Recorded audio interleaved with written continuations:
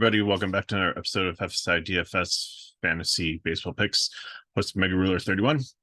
Sorry the video so late. McKinley was going to do it, but he had storms in this area, wiped out some of his utilities last night, and I had oral surgery this morning, so I can just barely talk now. But I want to bang something out for you really quickly so you could have something for your Friday night slate. 14 games, lots of weather to watch. I think the worst games are going to be Philly and Pittsburgh and Cleveland and White Sox. But Baltimore has a chance for storms, Atlanta, the Mets, Colorado. Each one, I think, might be a little bit wet, but they should be able to play through it with a delay. It shouldn't affect pitchers, and it shouldn't be that bad because most of it, the weather is going to get better in the course of the game, not worse. But Philly, Pittsburgh, Cleveland, the White Sox, it's going to be the opposite. So be careful with those. Lots of great pitchers on the slate here. Some are really hard matchups. Watch for the trade deadline things too, because people can move at any moment.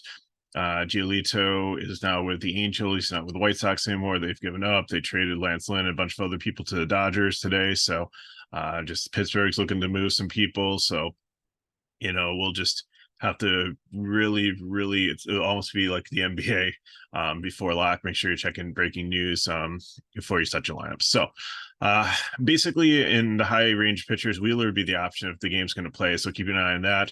But Gausman, I think, is in a great situation. Scherzer is also against Washington.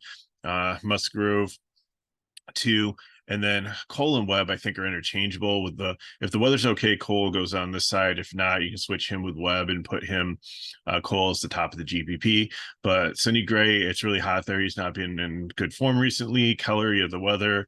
McClanahan's facing Houston, and Giolito, it's a new team, and I don't love the matchup there, and he's been iffy. So in the medium range, I think pitchers-wise is just kind of iffy too.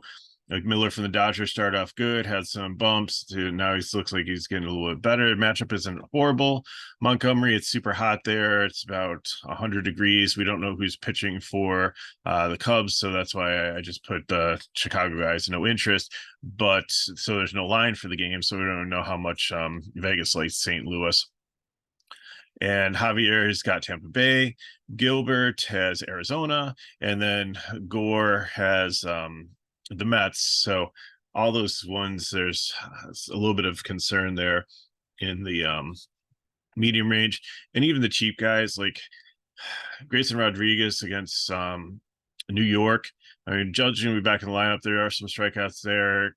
It's I think actually this kind of flipped. I think Crawford should be the best one in this range. And I don't mind him going into San Francisco. He's had some decent games recently, and so he should be good there. And all these guys are only a couple $100 apart. So he choose if you want to go SP2, but I think I'm going to be paying up for two pitchers in cash, and then I'm just going to play 2 out of 3 cheap pitchers in a GPP and DK, and just kind of go for it and go to get the bats. So Atlanta and the Dodgers have the best hitting situation, but I like Atlanta better because the Dodgers against Williamson, he's starting to really figure things out and eliminate damage. So, and it's not in the Great American Small Park. So I think Atlanta's better there. San Diego's in play. Toronto's definitely in play, and the Mets against Gore, who's struggled, especially all their power righties there in play. And then cheap wise, like Oakland's in Coors, Minnesota, it's really hot. Against Kansas City, even though Singer's been better recently and they have some strikeouts in their lineup.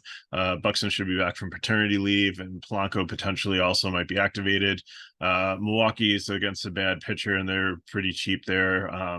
He's kind of reverse splitsy guy, so take the righties.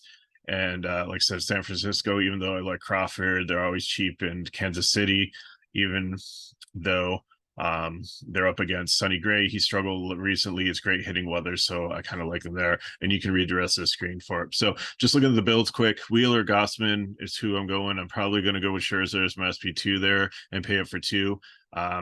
Probably won't get the Wheeler because of the weather, but if he is, that helps. So give me Oakland and give me the right-handers from Milwaukee here. So Contreras and Adames is who I was making a priority. Outfield, that should be Laureano. Sorry, that got cut off. FanDuel, same thing. Going with Gausman, Contreras, Adames, Geloff, the right-handed, he's second baseman on DK, third baseman eligible on FanDuel.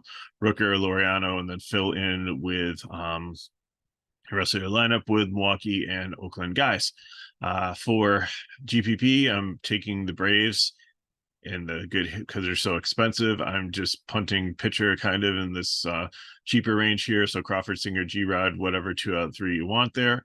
And then Kansas City, I like how they fill in their good hitting situation there, especially with the temperature. So Garcia and Witt, and then there's a really cheap outfielder that Walters. He's only 2.4. He's got definitely some power. Help you get like another Brave in your lineup, and the same thing for FanDuel. So lots of ways you can go. Hopefully this helps. I think the best thing to do is if you have any questions, put them in the chat below. Hit me up at McGruler31 on Twitter. And thanks for watching this video. Again, sorry it's so short. McKinley hopefully will be up and running for a normal length video tomorrow. And I hopefully will be able to do the NASCAR ones this weekend. So appreciate you watching. If the videos help, like, subscribe to our channel so you know when the videos are coming out, even if they're coming out at 4 o'clock during the afternoon instead of, the normal time in the morning. So you'll get that alert and you'll know it's ready to be watched. So again, apologize for lateness. Glad I could do just this much for you. If you have questions, you know how to get a hold of us. Thanks for watching, and we'll see you next time.